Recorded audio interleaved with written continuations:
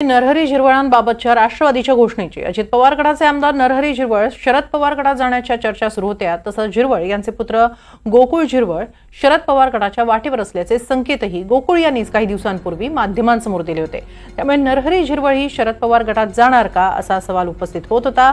दरम्यान आज प्रदेशाध्यक्ष सुनील तटकरे नाशिक दौऱ्यावर आहेत आणि झिरवळांबाबतच्या चर्चांच्या पार्श्वभूमीवर त्यांनी विधानसभा निवडणुकीत झिरवळ यांच्या उमेदवारीचीच घोषणा करत सर्व चर्चांना पूर्णविराम देण्याचा प्रयत्न केलाय।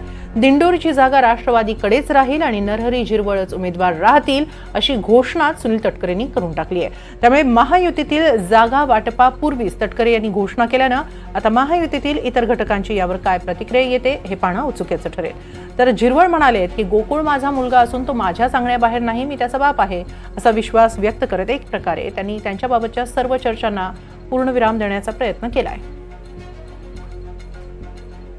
या निवडणुकीमध्ये सप्टेंबर-ऑक्टोबर महिन्यामध्ये जागा ही राष्ट्रवादी काँग्रेस पक्षाला राहील आणि इथले उमेदवार घड्याळाच्या चिन्हावरतीच 100% निवडणूक लढतीलच असा शब्द आज या कार्यक्रमाच्या निमित्ताने करतो। मी नाव नाही मुद्दाम एवढ्यासाठीच घेतलं की तुम्ही मला विचारलं पाहिजे नाव घ्या।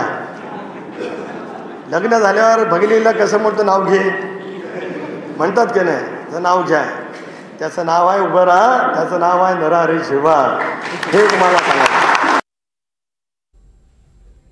असं तुमच्यासारख्यांनी जिकडून तिकडून त्याला विचारल्यावर त्यांनी स्टेजवरच म्हटलं होतं ना। स्टेजवर म्हटलं म्हणजे त्याला मुळात स्टेजवर त्याने बसायला नको होतं। त्याला बाकीच्यांनी सुद्धा बसायला, हे बाबा तुझा बाप तिकडं आहे, बाकीच्यांनी सांगितलं पाहिजे। मी तरी सांगत असतो का बाबा नको रे, तुम्ही घराघरात नका लावून घेऊ, बरोबर ना।